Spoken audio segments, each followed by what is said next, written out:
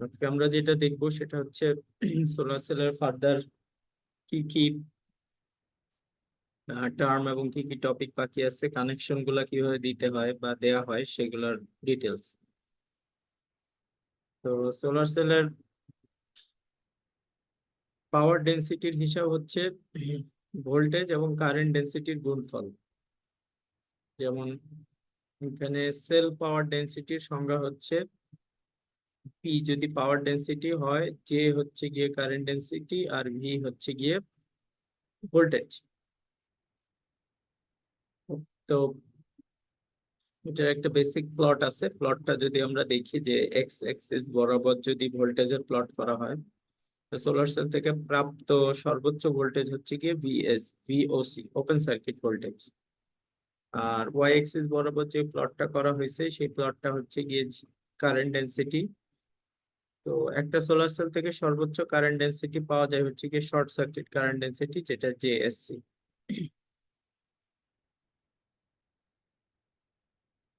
এখন প্রত্যেক পয়েন্টে ভোল্টেজের মানের সাথে যদি কারেন্ট ডেনসিটির মানটা মোর অর লেস একটা নির্দিষ্ট ভোল্টেজ পর্যন্ত কনস্ট্যান্ট থাকে, এরপরে ভোল্টেজের মান আরো বাড়লে কারেন্ট ডেনসিটি একদম শূন্যর দিকে চলে যায়। ওপেন সার্কিট যখন হইতে থাকে কারেন্ট ডেনসিটি তখন ড্রাস্টিক্যালি ফল করে। আর তাহলে আমরা যদি ধরি যে ভিওসি এর সাথে কোন একটা কারেন্ট ডেনসিটি দুই গুণ করি, তাহলে ভি ওপেন সার্কিট ভোল্টেজ বা ভোল্টেজের প্লট এদিক বরাবর বাড়তেছে, 1 2 3 4 হয়ে বাড়তেছে, তার সাথে একটা কনস্ট্যান্ট গুণ হইতেছে, কারণ জেএসসি টা তো কনস্ট্যান্ট। সো এই যে ভি ইন্টু জে, জে যেটা সেই টার্মটা সমানুপাতিক হারে বাড়বে। একের জন্য 1, 2 এর জন্য 2, 3 এর জন্য 3, বা এই ভ্যালুটা যদি 5 হয় তাহলে 1 এর জন্য 5, 2 এর জন্য 10, 3 এর জন্য 15, এরকম লিনিয়ার হারে বাড়বে। এবং এই বৃদ্ধিটা যতক্ষণ পর্যন্ত কারেন্ট ডেনসিটি কনস্ট্যান্ট থাকবে ততক্ষণ পর্যন্ত ভোল্টেজ যতটুকু বাড়বে ঠিক সেই হারে এটা লিনিয়ারলি বাড়বে। তারপর যেহেতু কারেন্ট ডেনসিটি ফল করা শুরু করে ড্রাস্টিক্যালি, এরপর ভোল্টেজ বাড়াইলেও কারেন্ট ডেনসিটির দ্রুত কমার কারণে এই কার্ভটা উপর থেকে সরাসরি নিচে চলে আসে। এবং এই কার্ভের একটা পয়েন্ট আছে, যে পয়েন্টের জন্য কি হয় যে পাওয়ারটা সর্বোচ্চ হয়। তো সে পাওয়ারটা কিরকম, সেই পাওয়ারটাকে বলে ম্যাক্সিমাম পাওয়ার পয়েন্ট। এবং এই ম্যাক্সিমাম পাওয়ারটা হচ্ছে গিয়ে এই জে এর মান আর ভিওসি এর মান, এই দুইটা মানকে যদি আমরা গুণ করি, গুণ করলে যে ভ্যালুটা পাবো সেই পয়েন্টে পাওয়ারটা ম্যাক্সিমাম হয়। তো এটাকে ম্যাক্সিমাম পাওয়ার পয়েন্ট বলে। এখানে পাওয়ারটা অপটিমাম। তো প্রত্যেকটা সোলার সেলেরই একটা অপারেটিং পয়েন্ট আছে, যে অপারেটিং পয়েন্টে ম্যাক্সিমাম পাওয়ারটা পাওয়া যায়। এমপিপি বলা হয় এটাকে, ম্যাক্সিমাম পাওয়ার পয়েন্ট। তাহলে এখান থেকে আমরা পাওয়ার ডেনসিটির একটা সংজ্ঞা দেখলাম, আর ম্যাক্সিমাম পাওয়ার পয়েন্ট কোনটা সেটার সংজ্ঞা দেখলাম। সেগুলার গ্রাফ গুলা কিরকম হয় সেগুলো একটা আইডিয়া পাইলাম।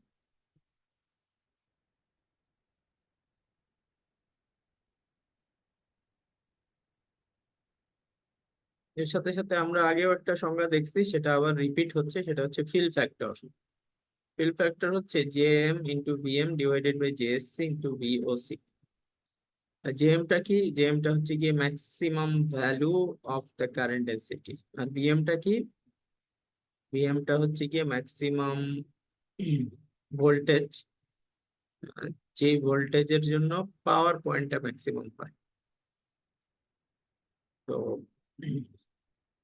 যে পয়েন্টে কারেন্ট ডেন্সিটি, ম্যাক্সিমাম পয়েন্টে কারেন্ট ডেন্সিটি যত সেটা জেএম, আর ম্যাক্সিমাম পাওয়ার পয়েন্টে ভোল্টেজটা যত সেটা হচ্ছে গিয়ে ভিএম। অনেক সময় পরীক্ষায় এরকম একটা কার্ভ দিয়ে দেয়া থাকতে পারে, যে এরকম একটা কার্ভ দিয়ে দিল, কার্ভ দিয়ে বলল যে এই পয়েন্টটা হচ্ছে ভিএম, তাহলে ভিএম এর মান দিয়ে দিল, ধরো ভিএম এর মান দিল 0.6 ভোল্ট, আর ভিওসি এর মান দিয়ে দিল, ভিওসি এর মান দিয়ে দিল হচ্ছে 0.7 ভোল্ট। আচ্ছা, আর কি দিয়ে দিল, জে এম এর মান দিয়ে দিল। জিএম এর মান দিয়ে দিতে হলো 2 মিলি অ্যাম্পিয়ার,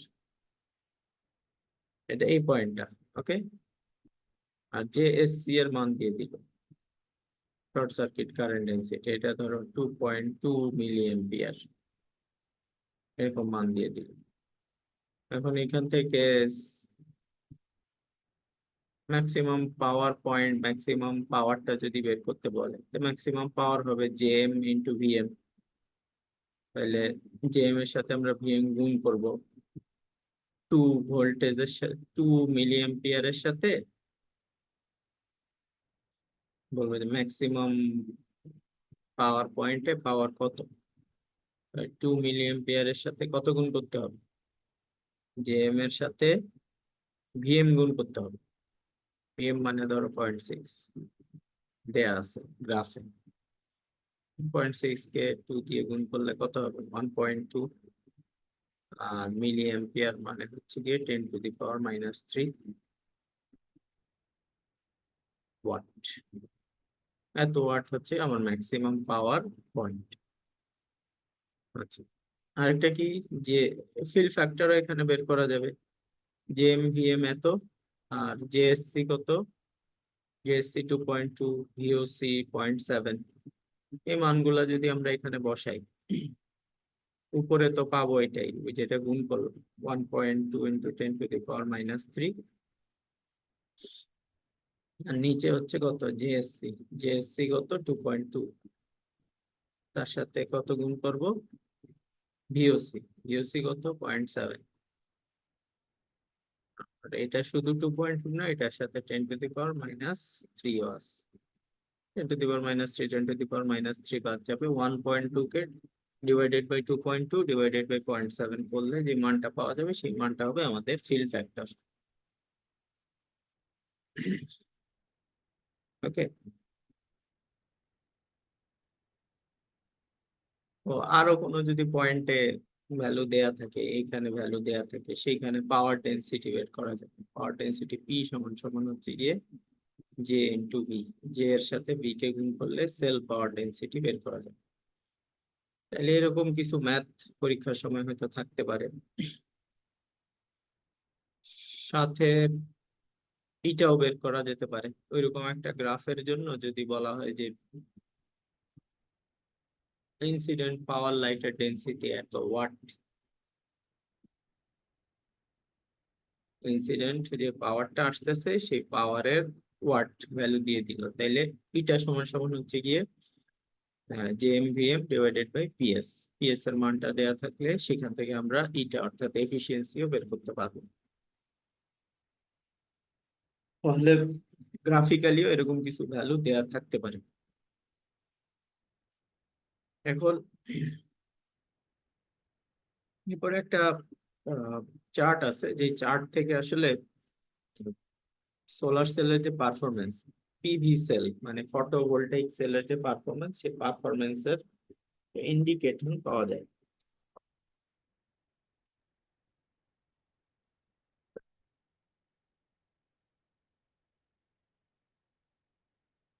কিরকম, এখানে যেমন আছে ক্রিস্টালাইন সিলিকন, সোলার সেলটা যদি ক্রিস্টালাইন সিলিকন দিয়ে বানানো হয় তাহলে কি হবে, ক্রিস্টালাইন গ্যালিয়াম আর্সেনাইড দিয়ে বানানো হলে কি হবে, পলিক্রিস্টালাইন সিলিকন আছে, অ্যামরফাস সিলিকন আছে, তারপর কপার, ইন্ডিয়াম, গ্যালিয়াম, সেলেনিয়ামের বানানো সেল আছে, ক্যাডমিয়াম আর টেলেরিয়ামের বানানো সেল আছে। কাকে কাকে দিয়ে সেল বানানো হয়েছে তার উপর তাদের এরিয়া দেয়া আছে, এদের ভিওসি ওপেন সার্কিট ভোল্টেজ এবং শর্ট সার্কিট কারেন্টের মান দেয়া আছে। এদের জন্য এই ফিল ফ্যাক্টরটা পার্সেন্টেজে দেয়া আছে, এফিসিয়েন্সিটাও পার্সেন্টেজে দেয়া আছে। এইগুলো আবার এখানে প্লট করা আছে, ভিওসি এর জন্য এই ভ্যালুগুলো প্লট করা আছে। যেমন গ্যালিয়াম আর্সেনাইডের জন্য কত, গ্যালিয়াম আর্সেনাইডের ভিওসি যখন, এই যে গ্যালিয়াম আর্সেনাইড 1.00022, ঠিক আছে, আর তার জন্য কারেন্টের মান কত মোটামুটি ধরি 30-এর কাছাকাছি হওয়ার কথা জেএস, এই যে 28.2। তাহলে এই যে ভ্যালুটা পাওয়া গেল, এরকম যদি ভ্যালু থাকে তাহলে এইরকম একটা গ্যালিয়াম আর্সেনাইড সেলের ফিল ফ্যাক্টর হচ্ছে 87%, অর্থাৎ 0.871, আর তার এফিসিয়েন্সি হচ্ছে গিয়ে 25%। এই মানগুলা, এই যে এরকম চার্টে যে মানগুলো আছে, এই মানগুলা যদি আমরা এই সূত্রগুলোতে বসাই, এফিসিয়েন্সির সূত্রে বসাই, তারপরে ফিল ফ্যাক্টরের সূত্রে বসাই, তাহলে আমরা এই মানগুলো পেয়ে যাবো। ওকে,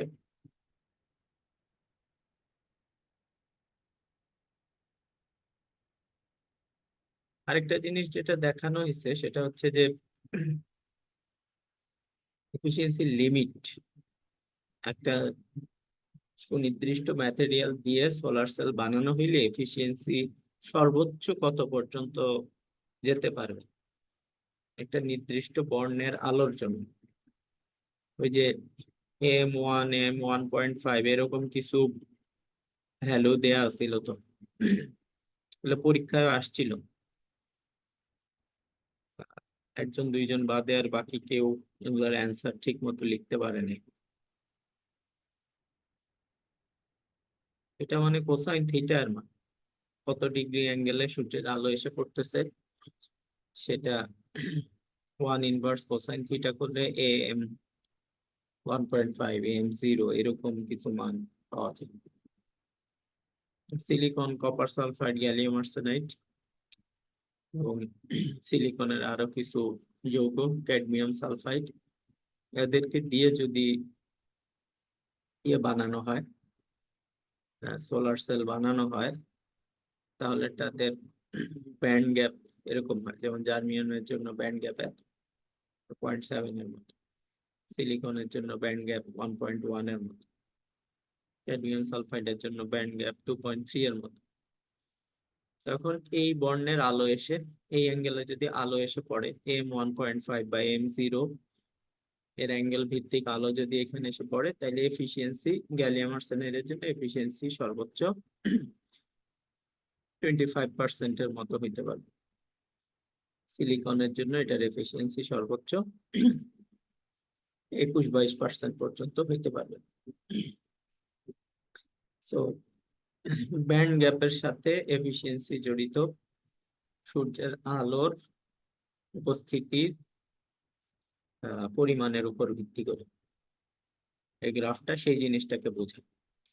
তো সোলার সেল খালি ম্যাটেরিয়ালের উপর ডিপেন্ড করে না, এটা সূর্যের আলোর অ্যাঙ্গেল ভিত্তিক আহ পরিমাণের উপর নির্ভর করে, এটা টেম্পারেচারেরও একটা ফাংশন, এবং এটার এফিসিয়েন্সি লিমিটেড, কত পার্সেন্ট এফিসিয়েন্সি সেটা লিমিটেশনস আছে।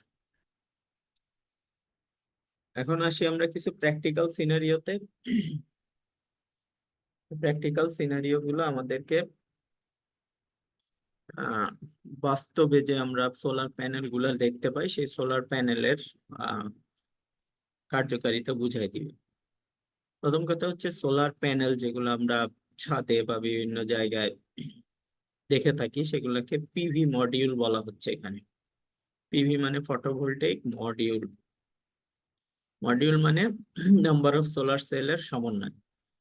তো মানব দেহ যেমন সেল দিয়ে তৈরি, বিভিন্ন কোষ দিয়ে তৈরি, এরকম ফটোভোল্টেইক মডিউল গুলাও এর বিল্ডিং ব্লক বা প্রাথমিক ইউনিট হচ্ছে এক একটা সেল। একটা সোলার সেল বেসিক্যালি আসলে একটা ডায়োডের সমতুল্য। ওকে, আর একটা ডায়োডকে যেমন আমরা 0.7 ভোল্ট বা 0.6 ভোল্ট বা 0.3 ভোল্ট, এরকম কোন ধরনের ডায়োড, সিলিকন ডায়োড হইলে যেমন 0.7 ভোল্ট দিয়ে তাকে রিপ্লেস করতে পারি, ঠিক সেরকমই একটা সোলার সেল আমাদেরকে একটা বেসিক ইউনিট হিসেবে কাজ করলে সে আমাদেরকে একটা ফটো ভোল্টেজ দিবে, যেটা একটা ডিসি ভোল্টেজ। এই ভোল্টেজের পরিমাণটা 0.5 থেকে 1 ভোল্টের মধ্যে হয় নর্মালি। ওকে, তাহলে এখন একটা সোলার সেল থেকে যদি 0.5 ভোল্ট আমরা পাই,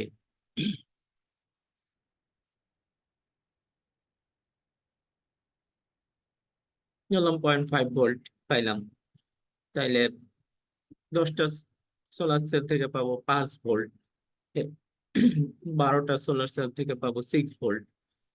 সেক্ষেত্রে আমরা যদি 40টা, 12, 12টা থেকে পাবো হচ্ছে গিয়ে আমরা 6 ভোল্ট, এই সরি,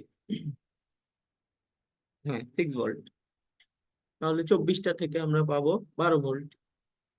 তো এরকম যদি 24টা সোলার সেলকে আমরা সিরিজে কানেক্ট করি, তাহলে সোলার সেলের আউটপুট হিসেবে আমরা 12 ভোল্টের একটা পিভি প্যানেল থেকে 12 ভোল্টের একটা আউটপুট পাবো। এটা হচ্ছে কি ওপেন সার্কিট ভোল্টেজ, ওকে। আর শর্ট সার্কিট করে দিলে, এই দুই মাথাকে শর্ট সার্কিট করে দিলে এদের ভিতর দিয়ে একটা কারেন্ট পাওয়া যায়। একটা সোলার সেলকে যদি শর্ট সার্কিট করে দিই, তার একটা কারেন্ট আছে, এটা সাম টেনস অফ মিলি অ্যাম্পিয়ার, 10, 15, 20, 30 পর্যন্ত, 40, 50ও হইতে পারে সোলার সেলের পারফরমেন্সের উপর ভিত্তি করে। সোলার সেল কত বড় তার উপর বেস করে মিলি অ্যাম্পিয়ার পার সেন্টিমিটার স্কোয়ারে আমাকে সে ফটো কারেন্টের ডেন্সিটি দিবে। তো নর্মালি ভিওসি যেটা, এটা ওপেন সার্কিট ভোল্টেজ, তো সোলার সেলকে কানেক্ট করার পরে এদের মধ্যে ইন্টারাকশনের কারণে এই ভোল্টেজটা আরো কমে যায়। তো 28 থেকে 36টা সোলার সেলকে প্র্যাকটিক্যালি কানেক্ট করলে ডিসি তে আউটপুট ভোল্টেজ 12 ভোল্টের মতো পাওয়া যায়। এখন কোনো কিছুকে আবার ডিসি তে, সরাসরি ডিসি তে কানেক্ট করলে একটু অসুবিধা হয়। সেই অসুবিধাটা হচ্ছে যে সিরিজে যদি পুরো কারেন্টটা আমরা ফ্লো করাই, তাহলে সিরিজের মধ্যে যত রেজিস্ট্যান্স আছে সব রেজিস্ট্যান্সের অ্যাক্রসে একটু একটু করে ড্রপ হয়ে ভোল্টেজ ড্রপটা অনেক বেশি হয়ে যায়। এ কারণে শুধু সিরিজে কখনো একটা সোলার সেলকে কানেক্ট করা হয় না। আর তার সাথে যেহেতু পাওয়ার জড়িত, মূল কনসেপ্ট হচ্ছে এখান থেকে আমাকে পর্যাপ্ত পাওয়ার এক্সট্রাক্ট করতে হবে এবং ভোল্টেজটাও ফিক্স রাখতে হবে, পর্যাপ্ত পাওয়ার এক্সট্রাক্ট করতে হবে। এই জন্য যেটা করা হয় যে সিরিজ প্যারালাল করে কানেকশনটাকে ইয়ে করতে হয়। আর সিরিজ সিরিজ কানেকশনের আরেকটা সমস্যা আছে, বড় সমস্যা, যেটা যে এটা ছোট ক্লাসেও পড়ানো হয়, যে অনেকগুলা বাল্ব যদি সিরিজে কানেক্ট করা হয়, তাহলে একটা ফিউজ হইলে বাকিগুলা জ্বলবে না। কারণ সিরিজ সার্কিটে কোথাও যদি গ্যাপ থেকে যায়, বাল্ব কেটে যাওয়া মানে কি, মাঝখানে গ্যাপ হয়ে যাওয়া, ওপেন সার্কিট হয়ে যাওয়া, ওপেন সার্কিট হয়ে গেলে সেইগুলো আর কানেক্ট হবে না, পরের কোনোটাই আর জ্বলবে না বা কোনোটাই জ্বলবে না।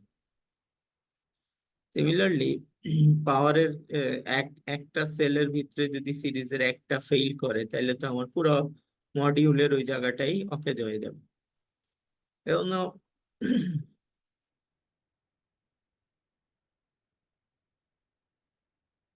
ব্লক ব্লক করে দেয়া হয়, হ্যাঁ, যে হয়তো 30টা সোলার সেল মিলে একটা ব্লক বানাইলাম, সেই ব্লকটা একটা ক্যাপাসিটি আছে। একইভাবে আবার আরো 30টা দিয়ে একটা ব্লক বানাইলাম, এভাবে 30টা 40টা করে ব্লক ব্লক দিয়ে তাদেরকে আবার কি করা যায়, সিরিজ সিরিজ প্যারালালি কানেক্ট করা যায়। তো দুইটা ব্লককে যদি প্যারালালি কানেক্ট করা হয়, তাদের ভোল্টেজ সেম থাকবে, কিন্তু তাদের থেকে প্রডিউস হওয়া কারেন্টের পরিমাণ বাড়বে। মানে ব্যাপারটা এরকম যে দুইটা ভোল্টেজ সোর্সকে আমরা কি করলাম, প্যারালালি কানেক্ট করে দিলাম। সেম মানে দুইটা ভোল্টেজ সোর্স প্যারালালি কানেক্ট করলে তাদের অ্যাক্রসে আসলে ভোল্টেজটা সেম থাকবে, কিন্তু এখান থেকে আগত কারেন্ট আর এখান থেকে আগত কারেন্টের সাম হবে, সাম হয়ে সেটা আউটপুটে পাওয়া যাবে। সিমিলারলি আমাদের সোলার মডিউল, পিভি মডিউল গুলো হচ্ছে গিয়ে এক একটা ভোল্টেজ সোর্স। সেই ভোল্টেজ সোর্সটা আমরা 12 ভোল্টের করে ক্রিয়েট করলাম। ক্রিয়েট করার পরে সেই 12 ভোল্ট গুলোকে আবার প্যারালালি করলে আমরা 12 ভোল্টেরই আউটপুট পাবো, কিন্তু কারেন্ট বেশি পাবো। এবং ওই ঝামেলাটা থাকবে না যে কোনো এক জায়গায় একটা যদি সিরিজে নষ্ট হয়ে যায়, তাহলে আর ওই মডিউলটাই কাজ করলো না। একটা ব্লকে হয়তো এরকম করতে পারে, বাকিগুলো তো ঠিক থাকবে। এট এ টাইম সবার মধ্যে ঝামেলা হওয়ার সম্ভাবনা কম। আর দ্বিতীয় যেটা সেটা হচ্ছে যে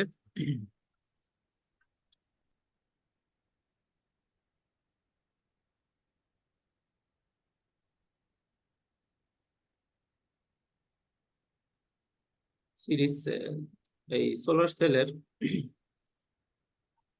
এইভাবে কানেকশন দিলে আমার সেলটা সেফ থাকলো এবং পর্যাপ্ত পরিমাণ পাওয়ার অ্যাচিভ করা সহজ হবে। এখানে কিছু এক্সট্রা কানেকশন দেখানো হয়েছে। সোলার মডিউলের সাথে কিছু ডায়োড কানেক্ট করা ডিভাইসের প্রোটেকশনের জন্য। বেসিক্যালি সকালে নাস্তা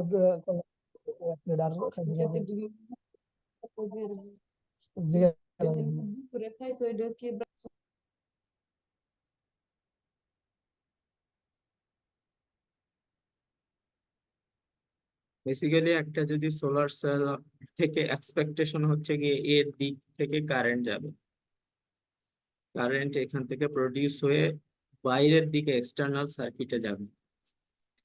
কিন্তু কখনো কখনো এরকম হইতে পারে যে সোলার সেলের সাথে যে সোর্স গুলা কানেক্টেড আছে বা যে মডিউল গুলা কানেক্টেড আছে তাদের ভোল্টেজ এর চেয়ে বেশি হইতে পারে। এখন ভোল্টেজের সূত্র অনুযায়ী বা বিভব পার্থক্য বা ইলেকট্রিসিটির যে মূল কনসেপ্ট সেটা হচ্ছে গিয়ে কারেন্ট সবসময় আহ উচ্চ বিভব থেকে নিম্ন বিভবের দিকে যায়। এখন সোলার সেলের কাছে আমার এক্সপেকটেশন হচ্ছে সে কারেন্ট বা পাওয়ার জেনারেট করে আমাকে আউটপুটে দিবে। যদি তার ভোল্টেজ অন্য কারো ভোল্টেজের চেয়ে বেশি হয় তারপরেও কারেন্ট ওইদিকেই যাওয়া উচিত, তার ভিতরের দিকে কারেন্ট আসবে না, আসলে সমস্যা। এই সমস্যাটাকে অ্যাভয়েড করার জন্য সোলার সেলের এন্ড টার্মিনাল গুলাতে একটা একটা করে ডায়োড লাগানো হয়। ডায়োড কারেন্টকে একমুখী করে, অন্য দিক থেকে কারেন্ট আসতে নিলে ডায়োড তাকে বাধা দিবে। ডায়োড কারেন্টকে সোলার সেলের ভিতরে যেতে দিবে না, বাইরের থেকে ভিতরে এন্টারিং কারেন্টকে সে অ্যাভয়েড করবে। এই অ্যাভয়েডেশনটা খুবই জরুরি। এটা না করলে সোলার সেল নষ্ট হয়ে যাইতে পারে বাইরে থেকে পাওয়ার আসলে, বজ্রপাত হইলে কিংবা সার্কিটে শর্ট সার্কিট ফল্ট টল্ট হইলে এগুলো সমস্যা হয়।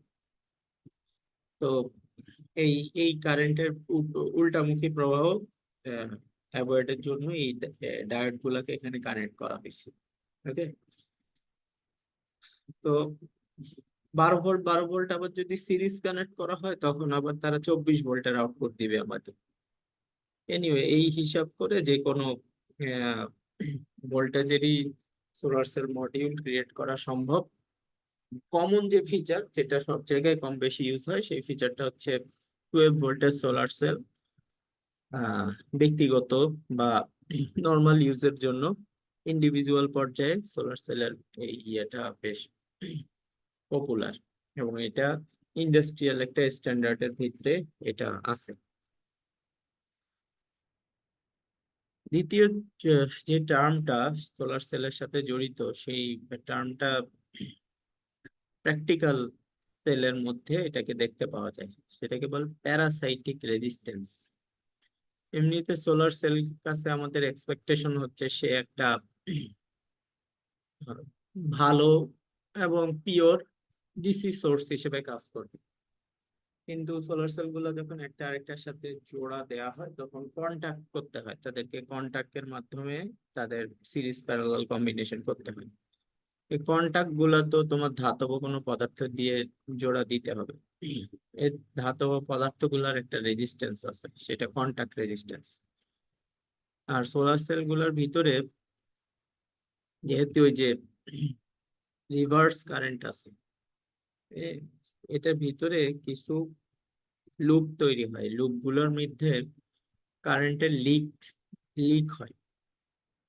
আহ, যেহেতু জাংশন আছে এবং রিভার্স কারেন্টের উপস্থিতি আছে সে কারণে কিছু লিক হয়। এই লিক কারেন্ট গুলাকে রিপ্রেজেন্ট করার জন্য আহ, একটা টার্ম লাগে, সেই টার্মটা হচ্ছে রেজিস্ট্যান্স দিয়ে আইডেন্টিফাই করা হয়। তো এই রেজিস্ট্যান্স গুলোর ভিতরে দুইটা ক্যাটাগরিতে ভাগ করা হয়েছে। একটা হচ্ছে গিয়ে সিরিজ ক্যাটাগরির রেজিস্ট্যান্স, যারা সিরিজে আমাদেরকে তাদের এফেক্টটা বুঝতে হবে। আর কেউ কেউ আছে যাদের এফেক্টটা কারেন্টের উপর গিয়ে পড়ে। যাদের এফেক্ট গুলা কারেন্টের উপর পড়ে তাদেরকে আমাদেরকে শান্ট রেজিস্ট্যান্স দিয়ে তাদেরকে ইয়ে করতে হবে, আইডেন্টিফাই করতে হবে। তো প্যারাসাইটিক রেজিস্ট্যান্সের সিরিজ ক্যাটাগরিতে যেগুলো পড়ে সেগুলো হচ্ছে গিয়ে সেল ম্যাটেরিয়াল। সেল ম্যাটেরিয়ালের রেজিস্ট্যান্স গুলো এই ক্যাটাগরিতে পড়ে। পার্টিকুলারলি ফ্রন্ট সারফেসে কন্টাক্টের মধ্যে যে ম্যাটেরিয়াল থাকে তার যে রেজিস্ট্যান্স, আর রেজিস্টিভ যে কন্টাক্ট গুলো আছে সেই কন্টাক্টের যে রেজিস্ট্যান্স সেগুলা ভোল্টেজ ড্রপের কারণ। এই ভোল্টেজ ড্রপের কারণ হওয়াতে তাদের এফেক্টটা গিয়ে আমার পড়বে হচ্ছে গিয়ে সিরিজ রেজিস্ট্যান্স ক্যাটাগরিতে। আর একটা ক্যাটাগরি যেটা কারেন্ট লসের কনসেপ্ট। একটা সেলের মধ্যে অনেকগুলো সেলকে কানেক্ট করার পরে তাদের ইন্টারনাল এবং পিএন জাংশনের কারণে রিভার্স কিছু কারেন্ট ফ্লো হয়। এই কারেন্ট গুলা লিকেজ কারেন্ট বলে। এই লিকেজ কারেন্ট গুলা আহ, ভিন্ন পোলারিটির কন্টাক্টের কারণে হইতে পারে, ডিভাইসের এইজে এদের উপস্থিতির হইতে পারে। তো এগুলোকে শান্ট রেজিস্ট্যান্স বলা হয়। এখন এই সিরিজ এবং শান্ট রেজিস্ট্যান্স দিয়ে একটা সোলার সেলের অ্যাপ্রক্সিমেট সার্কিট আঁকা হয়, যেটা তার ইকুইভ্যালেন্ট সার্কিট। এই ইকুইভ্যালেন্ট সার্কিটের মূল ছবিটা হচ্ছে এরকম। ইকুইভ্যালেন্ট সার্কিট একটা ইম্পর্টেন্ট কনসেপ্ট। ইকুইভ্যালেন্ট সার্কিটে মূলত এখান দিয়ে বোঝানো হচ্ছে যে সূর্যের আলো এসে এখানে জাংশনে পড়তেছে, আর এই যে অংশটা সেটা হচ্ছে কি একটা কারেন্ট জেনারেটর। সে কারেন্ট উৎপন্ন করতেছে, কারেন্ট এদিক থেকে এদিকে আসবে। তার মধ্যে প্যারালালি হচ্ছে গিয়ে একটা ডায়োড কানেক্টেড আছে। এটা পিএন জাংশন ডায়োড, যেটা যেটা হচ্ছে গিয়ে মূল স্ট্রাকচার। এই মূল স্ট্রাকচার আমার এখানে আছে। সো এইটার অ্যাক্রসে একটা ভোল্টেজ আমরা পাবো, সেই ভোল্টেজটাই হচ্ছে গিয়ে ভি ভোল্টেজ। আর এখান থেকে যে কারেন্টটা আসবে সেই কারেন্টটার পার্ট হচ্ছে গিয়ে এই শান্ট রেজিস্ট্যান্স। আর এইচএস মানে শান্টের, শান্টের প্রথম দুইটা অক্ষর নেওয়া হয়েছে আর এইচএস। শান্ট রেজিস্টরে কিছু কারেন্ট হারায় যাবে, আর কিছু কারেন্ট আর এস রেজিস্ট্যান্সে আসার সময় সিরিজ রেজিস্ট্যান্স যেটা সেটা সিরিজ রেজিস্ট্যান্সে ভোল্টেজ ড্রপ হবে।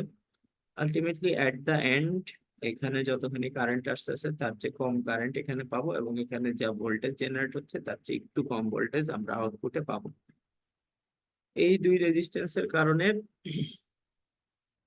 ওই যে ম্যাক্সিমাম পাওয়ারের এরিয়াটা হওয়ার কথা ছিল হচ্ছে কি আমাদের একটা রেক্টেঙ্গুলার কার্ভ, কিন্তু এই দুইটা লসের কারণে এরা রেক্টেঙ্গল না হয়ে এদের ভিতরে কিছু কম কম আসে। ম্যাক্সিমাম পাওয়ার হয়তো এই ধরনের কোন একটা পয়েন্টে থাকে। বাকি লসটুকু হচ্ছে গিয়ে এই আর এইচ এস এর লস এবং আর এস এর লস। তো প্যারাসাইটিক রেজিস্ট্যান্স সিরিজ রেজিস্ট্যান্সের মানটা যদি বেশি হয়, কন্টাক্টের কারণে যে রেজিস্ট্যান্স গুলো তাদের মান বেশি হইলে কারেন্ট আর ভোল্টেজের সম্পর্ক এইভাবে চেঞ্জ হইতে থাকে। আর শান্ট রেজিস্ট্যান্স যদি বাড়ে তাইলে এদিকে হয়, আর শান্ট রেজিস্ট্যান্স যদি কমে যায় তাহলে কারেন্টের ক্যারেক্টারিস্টিক্স ভোল্টেজের সাথে সাথে এইভাবে ড্রপ করে। সো এই গ্রাফগুলো পরীক্ষার সময় আসতে পারে যে প্যারাসাইটিক রেজিস্ট্যান্সের এফেক্ট একে দেখাও সিরিজ রেজিস্ট্যান্সের জন্য এবং শান্ট রেজিস্ট্যান্সের জন্য। তাহলে মনে রাখতে হবে সিরিজ রেজিস্ট্যান্স ইনক্রিজ করলে কারেন্ট ভোল্টেজের ক্যারেক্টারিস্টিক্স এভাবে চেঞ্জ হয়, আর শান্ট রেজিস্ট্যান্স ডিক্রিজ করলে কারেন্ট বায়াস ভোল্টেজের ক্যারেক্টারিস্টিক্স এইভাবে চেঞ্জ হয়। আর আগে যেটা ছিল সেটা হচ্ছে গিয়ে ডায়োডের ইকুয়েশন। তাইলে আমরা কারেন্টের ইকুয়েশন কিন্তু দেখে এসেছিলাম যে জে সমান সমান JSC J naught U V by KT -1, এতটুকু পর্যন্ত দেখে আসছিলাম। এখন একটা টার্ম এখানে এক্সট্রা চলে আসছে যেটা ভোল্টেজের ইন্ডিকেটর। এটা হচ্ছে গিয়ে J A R S. J হচ্ছে গিয়ে কারেন্ট ডেন্সিটি, এ হচ্ছে গিয়ে এরিয়া, আর এস হচ্ছে গিয়ে সিরিজ রেজিস্টার। তো কারেন্ট এইগুলার দ্বারা প্রভাবিত হবে। আর তোমার ওই ডায়োডের যে জাংশন ভোল্টেজ আছে, বায়াস ভোল্টেজ, তার দ্বারা প্রভাবিত হবে। কারেন্ট ডেন্সিটি, এরিয়া এবং আর এস রেজিস্টার দ্বারা প্রভাবিত হবে, এবং শান্ট রেজিস্টার দ্বারা প্রভাবিত হবে। সো এগুলোর যদি মান দেয়া থাকে, তাহলে সেখান থেকে কিন্তু কারেন্ট ডেন্সিটি বের করে নিয়ে আসা যাবে। এই সূত্রগুলা জানা থাকা লাগবে, এই সূত্রগুলা দিয়ে ম্যাথমেটিক্স আসতে পারে।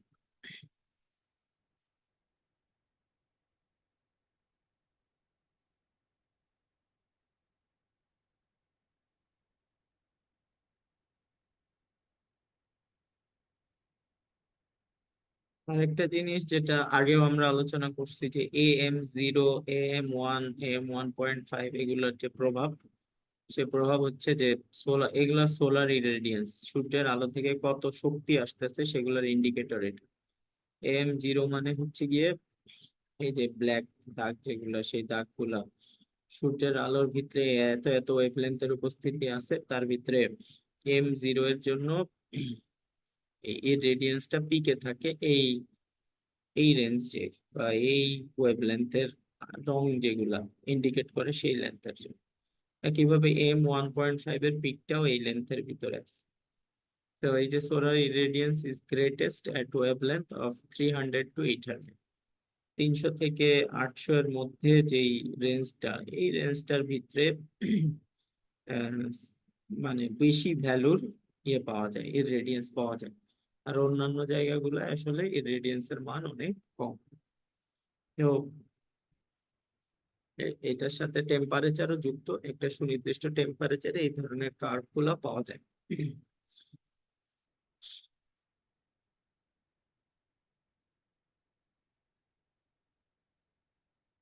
এবং এখানে একটা গ্লোবাল স্পেকট্রা দেখানো হয়েছে। গ্লোবাল স্পেকট্রা যে 1.5 এর সিগনিফিকেন্স, এইটা 1.5 AM1.5 এর সিগনিফিকেন্স যেটা, সেই সিগনিফিকেন্সটা এখানে দেখানো হয়েছে। গ্লোবাল স্পেকট্রাটা ডিরেক্ট এন্ড ডিফিউজড লাইটের সমন্বয়। ডিরেক্ট লাইট মানে হচ্ছে কি, সূর্য থেকে কিছু আলো কিন্তু আমাদের কাছ থেকে সরাসরি এসে পৌঁছায়, আর কিছু আলো বিভিন্ন জায়গায় ডিফ্লেকশন হয়ে এদিক ওই দিক বাড়ি খেয়ে আসে। তো এই যে সূর্যের আলোটা আসতেছে, আসার পথে কি আছে, লম বিশাল একটা জায়গা সূর্য ভ্যাকুয়াম দিয়ে আসে, যেখানে কোনো মাধ্যম নাই, যেখানে বাতাসের অস্তিত্ব নেই। এরপরে সূর্যের আলো এসে একটা লেয়ারে আসে, পৃথিবীর ট্রপোস্ফিয়ার, স্ট্র্যাটোস্ফিয়ার, আয়নোস্ফিয়ার, এরকম কিছু লেভেলে আসে। তো আয়নোস্ফিয়ার লেভেলে যখন আসে, সেখানে ওজোন গ্যাস থাকে। এই ওজোন গ্যাসের কারণে ডিফ্লেকশন হয়। পৃথিবীর বাতাসে পানির কণা আছে, সেই পানির কণার ডিফ্লেকশন হয়। বাতাসের মধ্যে কার্বন ডাই অক্সাইডের উপস্থিতি আছে, নাইট্রোজেনের উপস্থিতি আছে, এগুলোতে কিছু ডিফ্লেকশন হয়। এই ডিফ্লেকশন হওয়ার কারণে ইররেডিয়েন্সের মধ্যে কিছু কম বেশি হইতে পারে। তো এই প্যাটার্নটা এখানে দেখানো হয়েছে, যে রেডিয়েশন স্পেকট্রামের ভিতর ডিফ্লেকশন হইলে কি হয় আর ডিফ্লেকশন না হইলে কি হয়। এবং বিভিন্ন আলোর জন্য কিন্তু এই ডিফ্লেকশন গুলো ভিন্ন, যেমন 600 ন্যানোমিটারে যে ডিফ্লেকশন হইলে কি হবে আর না হইলে কি হবে, সেটার মধ্যে একটা বড় ব্যবধান কিন্তু আছে। তারপরে এইখানে যদি ধরি, এইখানে আহ, পানি এবং কার্বন ডাই অক্সাইড, তাদের জন্য তাদের উপস্থিতিতে ডিফ্লেকশন হইলে কি হবে না হইলে কি হবে, সেইটার একটা ইন্ডিকেশন এখানে দেখানো হয়েছে।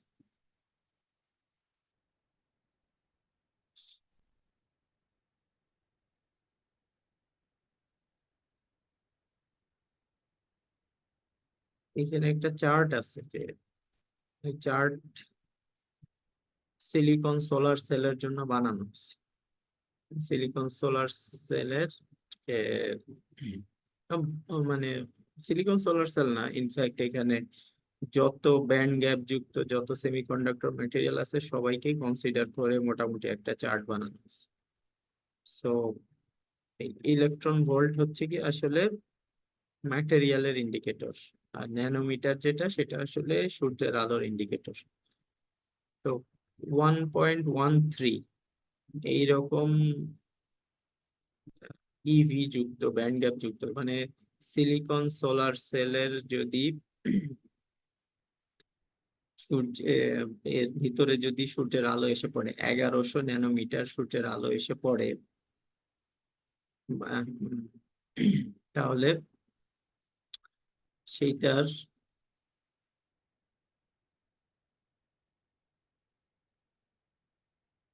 বা স্ট্রাকচারটা এরকম যে 1.13 ইভি যুক্ত কোন একটা ব্যান্ড গ্যাপ যুক্ত ম্যাটেরিয়ালে যদি 300 ন্যানোমিটারের আলো আমরা এনে ফেলি, তাহলে তার এফিসিয়েন্সির পার্সেন্টেজ হবে 77%। একইভাবে এই ব্যান্ড গ্যাপ যুক্ত ম্যাটেরিয়ালে যদি আমরা এই 600 ন্যানোমিটার, যেটা হয়তো বেগুনি বা এই ধরনের আলোর সমতুল্য, তাহলে তার এফিসিয়েন্সি হবে হচ্ছে গিয়ে 49%। এগুলো হচ্ছে গিয়ে এফিসিয়েন্সির ইন্ডিকেটর। মানে এফিসিয়েন্সি বলতে কত পার্সেন্ট সোলার এনার্জি সে অ্যাবজর্ব করে, সোলার এনার্জির অ্যাবজর্পশনের ইন্ডিকেটর। তো একটা সিলিকন ব্যান্ডযুক্ত ম্যাটেরিয়াল সে 77% পর্যন্ত ইয়ে অ্যাবজর্ব করতে পারে। আর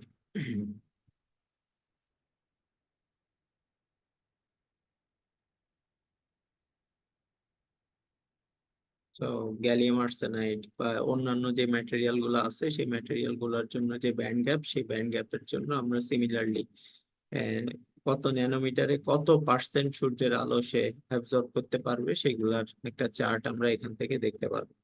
এবং এই সূর্যের আলোর যে চার্ট, সেটা বানানো হয়েছে যে 1.5 AM এর জন্য।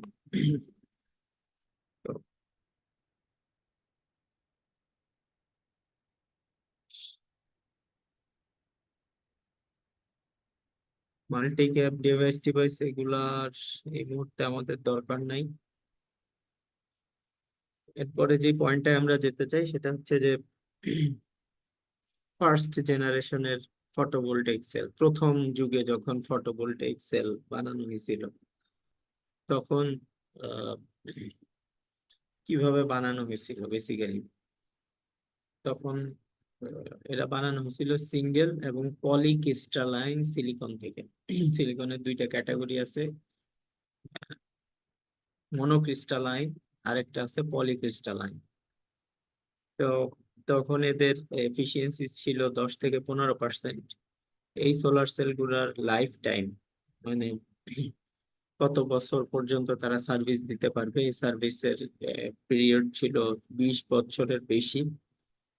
আহ, এই সিলিকন সেলগুলো বানাইতে যে খরচ হইতো, তার মধ্যে 40% খরচ হয়ে যাইতো সিলিকনকে ইয়ে করার জন্য, এক্সট্রাক্ট করার জন্য। তারপরে এটার কিছু ইমপ্রুভড ভার্সন আসছে, সেই ইমপ্রুভড ভার্সন আসার পরে বেশ কিছু দিকের উন্নতি হয়েছে। ফার্স্ট জেনারেশনে থাকতে থাকতেই এরা বেশ কিছু উন্নতি করে ফেলছে। এরপরে আসলো সেকেন্ড জেনারেশনের সোলার সেল, ফটোভোল্টাইক সেল।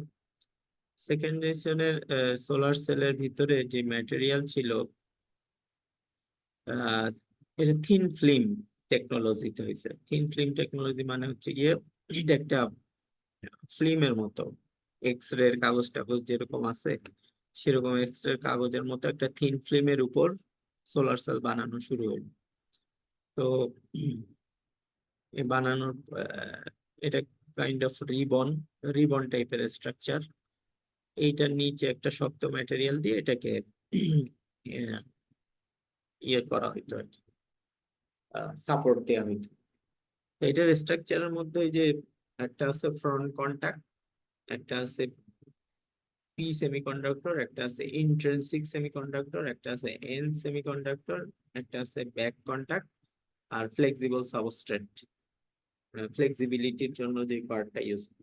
এই পুরোটা মিলে একটা সোলার সেলের এন্টায়ার স্ট্রাকচার সেকেন্ড জেনারেশনে পাওয়া যেত। সেকেন্ড জেনারেশনের যে বৈশিষ্ট্যগুলো, সেগুলো হচ্ছে কি সাবস্ট্রেটটা ফ্লেক্সিবল, ম্যাটেরিয়াল কম লাগতো, ডিপোজিশন রেট কম হইতো। তবে থিন ফিল্ম সোলার সেলে একটা অসুবিধা, সেটা হচ্ছে কি এফিসিয়েন্সি কম।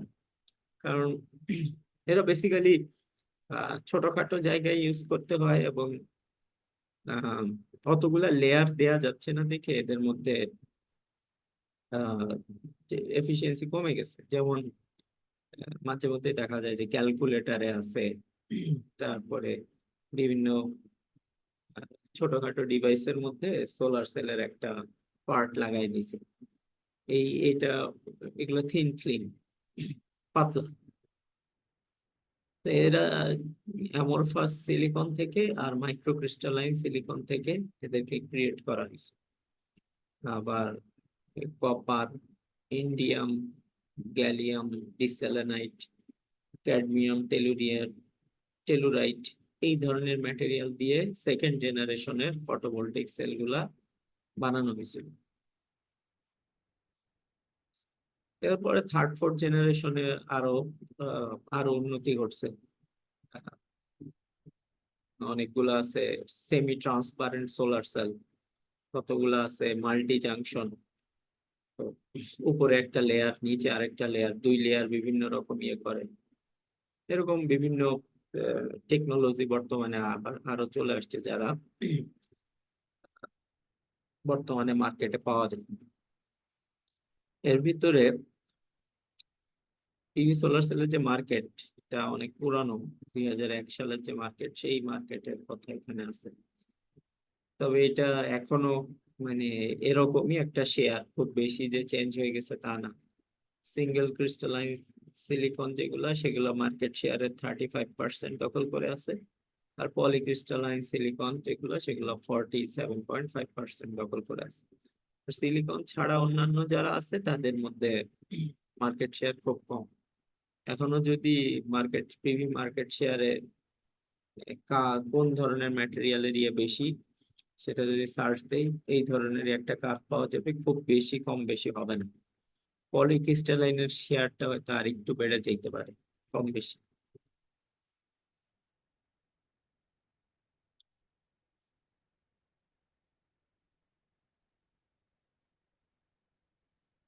ফটো ইলেকট্রোকেমিক্যাল সোলার সেল একটা টেকনোলজি ছিল।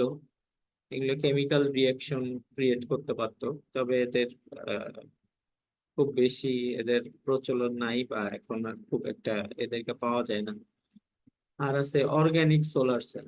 Organic solar cell basically organic material দিয়ে এদের ইয়েটা তৈরি করা হয়, সোলার সেলের পিএন জাংশনটাকে তৈরি করা হয়। তো বিভিন্ন ডাই প্রস্তুত করে আর কি। এই ডাই গুলা বিভিন্ন রং, গাছের পাতা থেকে এক্সট্রাক্ট করে, কিংবা অর্গানিক যেসব ম্যাটেরিয়াল আছে, কখনো ফল থেকে, কখনো ফুল থেকে, কখনো পাতা থেকে, ইয়েকে এক্সট্রাক্ট করে, রংকে এক্সট্রাক্ট করে সেগুলোকে ডাই বানায় সেগুলো দিয়ে থিন ফিল্ম তৈরি করে। এই থিন ফিল্ম তৈরি করে সেখান থেকে সেখানে আলো ফেললে সেখান থেকে ইয়ে তৈরি করা যায়। কোনো কোনো মানে সার্টেন কিছু ম্যাটেরিয়াল এই ধরনের বৈশিষ্ট্যগুলো শো করে, সোলার সেলের নেচারকে শো করে। তো এদের এফিসিয়েন্সি বেশ কম। এই যে এখানে বলেও দিছে যে 5%-এর নিচে বা এর কাছাকাছি হয়। কোথাও কিন্তু 1%, 2% এফিসিয়েন্সি হয়। এদের মূল যে ইয়েটা, সেটা হচ্ছে গিয়ে লো কস্ট প্রোডাকশন। মানে এগুলা ওই হ্যান্ডমেড ম্যাটেরিয়াল দিয়েও এগুলা সামহাও ল্যাবে নিজেরাই কিছু ফ্যাব্রিকেশনের কিছু যন্ত্রপাতি দিয়ে এগুলা ক্রিয়েট করা যায়। ফলে দেখা যায় যে ওই বড় বড় মেশিন, বড় বড় টেকনোলজি ওই পর্যন্ত, ইন্ডাস্ট্রি লেভেল পর্যন্ত না গিয়েও নিজেরা ল্যাবে এই ধরনের ম্যাটেরিয়াল তৈরি করা যায়, অনেকেই করে। করে পলিমার সোলার সেল বানানো যায়, তবে এদের লংগিটিভিটি অত সহজে বোঝা যায় না। আর ইয়েটাও কম, মানে স্ট্রেন্থ টেস্টেন্ট এগুলো দেয়া বেশ কঠিন, এফিসিয়েন্সি কম। তবে একটা অপশন আর কি, যে অপশনটা হয়তো কাজে লাগানো যেতে পারে। আর ফাইনালি এই স্লাইডে আমাদের যেটা আছে সেটা হচ্ছে গিয়ে কিছু সংজ্ঞা। এই সংজ্ঞাগুলো আমরা আগেও দেখছি, তো এখানে নতুন করে বলার কিছু নাই, বাকি পরীক্ষার জন্য এগুলা লাগবে। এক নম্বর হচ্ছে ওপেন সার্কিট ভোল্টেজ, এটার সংজ্ঞা আমরা অনেকবার বলছি, শর্ট সার্কিট কারেন্টের সংজ্ঞাও বলছি। উম, এবং সোলার সেলের একটা বেসিক ইয়ে হচ্ছে যে একটা ব্যাটারির সাথে solar cell almost similar nature show করে। বাকি একটা ব্যাটারির ভোল্টেজ নর্মালি ফিক্সড, এই ভোল্টেজটা ব্যাটারি কেমিক্যাল রিয়াকশনের উপর ডিপেন্ড করে। আর সোলার সেল যেটা, সেই সোলার সেলের কতখানি ভোল্টেজ দিবে, কতখানি কারেন্ট দিবে, এই দুইটাই কম বেশি চেঞ্জ হয়। এই দুইটাই চেঞ্জ হবে ইয়ের উপরে, একটা কার্ভের উপর বেস করে। এবং এই কার্ভটা আবার কোথায় আছে বা কার্ভের নেচারটা কিরকম হবে সেটা আবার নির্ভর করবে ইলুমিনেশনের উপরে। সো ইলুমিনেশন মানে সূর্যের আলো থেকে কতখানি আলো এটা অ্যাবজর্ব করতেছে সেই পরিমাণটা, অ্যাজ ওয়েল অ্যাজ এইখান থেকে ভোল্টেজ বা কারেন্ট কতটুক হবে সেটা লোড লাইনের উপর ডিপেন্ড করবে। আমরা একটা গত ক্লাসে একটা কার্ভ ইয়ে দেখছিলাম এই ধরনের। তো লোডের উপর নির্ভর করে ব্যাটারির ভোল্টেজ বা কারেন্ট। ব্যাটারির ভোল্টেজ নির্ভর করে তার কেমিক্যাল রিয়াকশনের উপরে, আর কারেন্ট নির্ভর করবে এক্সটার্নাল লোডের উপরে। আর সোলার সেলের ভোল্টেজও ফিক্স নাই, কারেন্টও ফিক্স নাই। ভোল্টেজ কারেন্ট দুইটাই নির্ভর করবে ইলুমিনেশনের লেভেলের উপরে, ইনপুট আসতেছে কতটুকু, অ্যাজ ওয়েল অ্যাজ লোডের উপরে। কোন লোড কানেক্ট করলাম, 5 ওহম লোড লাগাইলে ভোল্টেজ কারেন্ট একরকম হবে, 10 ওহমের লোড লাগাইলে তার অ্যাক্রসে ভোল্টেজ কারেন্ট একরকম। তো এটা কিন্তু সোলার সেলের একটা আহ, মানে ভ্যারিয়েশন, যে ভ্যারিয়েশনটা তাকে, এই কারণে তাকে আমরা একটা ফিক্সড ভোল্টেজ সোর্স বলতে পারতেছি না, যে একটা ভোল্টেজ সোর্স দিয়ে তাকে বুঝাই দিলাম এরকম কিন্তু কখনো পারবো না। তাকে একটা কারেন্ট সোর্স সাথে প্যারালালি হচ্ছে গিয়ে একটা ডায়োড, সাথে হচ্ছে গিয়ে তার ইকুইভ্যালেন্ট সার্কিটের যে মডেলটা আমরা দেখলাম, এই যে এই এই মডেলটা, এই মডেলটা হচ্ছে কি আমাদের সোলার সেলের প্রকৃত মডেল। এইটা একটা সোলার সেলের ইন্ডিকেটর, এখানে অনেক বিষয় জড়িত, অনেক ইকুয়েশন জড়িত। এনিওয়ে সোলার সেল রিলেটেড আমাদের আর টুকটাক কিছু টপিকস আছে, একটা বই আছে যে আমাদের, ওই বই থেকে আমরা দেখব। আর সাথে অন্যান্য যে রিনিউয়েবল এনার্জি সোর্স গুলো আছে সেগুলোরও আইডিয়া গুলো আমরা দেখব সামনে। তোমাদের একটা টার্ম টেস্ট দিতে হবে, টার্ম টেস্টটা তো ফিজিক্যালি উপস্থিত হয়ে দিতে হবে। কি বারে টার্ম টেস্ট দেওয়া যায়, সবাই উপস্থিত থাকতে পারবে, এটা এখন একটু ঠিক করে ফেলতে হবে। কোন বারে তোমাদের ক্লাস আছে সেই বারে আমাদের একটা টার্ম টেস্ট দিতে হবে। অন্যান্য ক্লাসগুলোর মধ্যে তো অনেক ক্লাস ফিজিক্যালি হয়, কি বারে নেওয়া যায় টার্ম টেস্ট?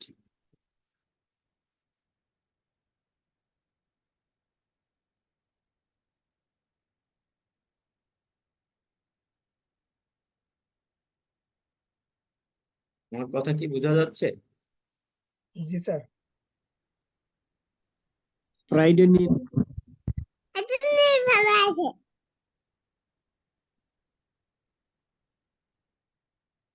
শুক্রবারে বলছে একজন।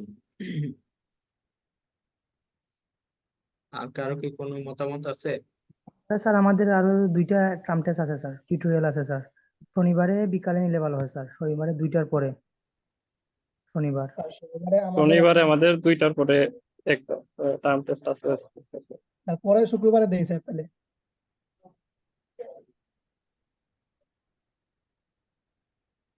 ক্লাস শেষ হচ্ছে কবে?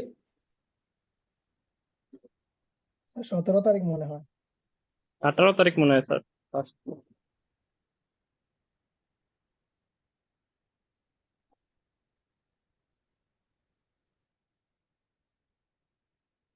18 তারিখ ক্লাস শেষ হচ্ছে। স্যার, এই শুক্রবারের পরের শুক্রবার যেটা, ওটার দিন সকালে দেওয়া যাবে স্যার। জি স্যার, পরে শুক্রবারে দেই স্যার।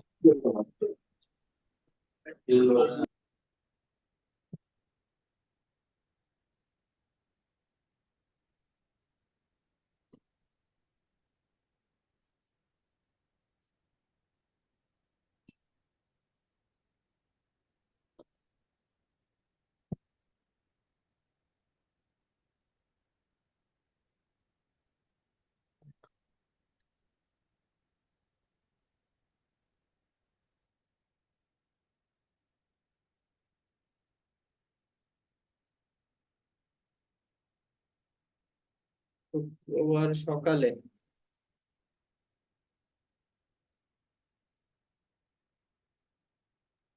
জি স্যার।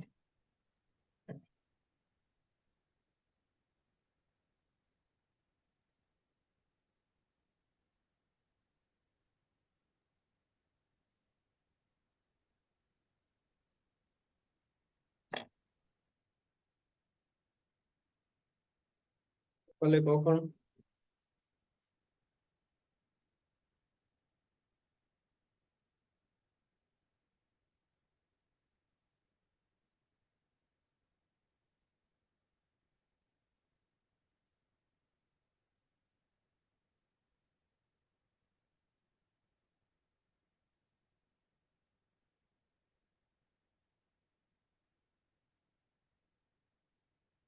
বাস আসে কয়টায়?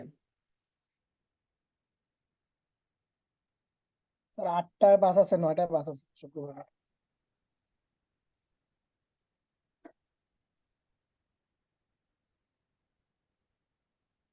আচ্ছা, তাহলে 17 তারিখ শুক্রবার সকাল 10টায় টাইম দেওয়া থাকলো, ওকে। জি স্যার। এই টাইমে সবাইকে উপস্থিত থাকতে হবে, কারণ এরপরে আর সুযোগ নাই টার্ম টেস্ট নেওয়ার। সবাইকে ওই টাইমে উপস্থিত থেকে টার্ম টেস্ট দিতে হবে, আর নাইলে টার্ম টেস্ট।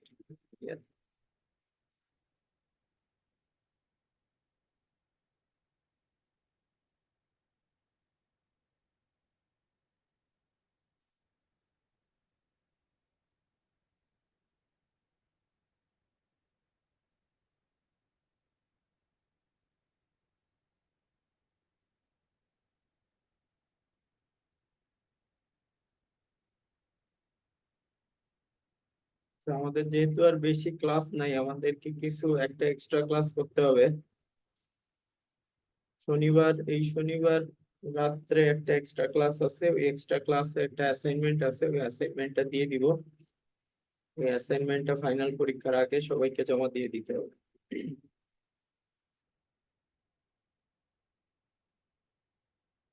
আর ওই দিন টার্ম টেস্টের সিলেবাসটা ওই দিন বলে দিব। আচ্ছা, সবাই অ্যাটেন্ডেন্স দেওয়া হয়ে গেছে? যারা যারা অ্যাটেন্ডেন্স দেওয়া নেই এখানে অ্যাটেন্ডেন্স দিয়ে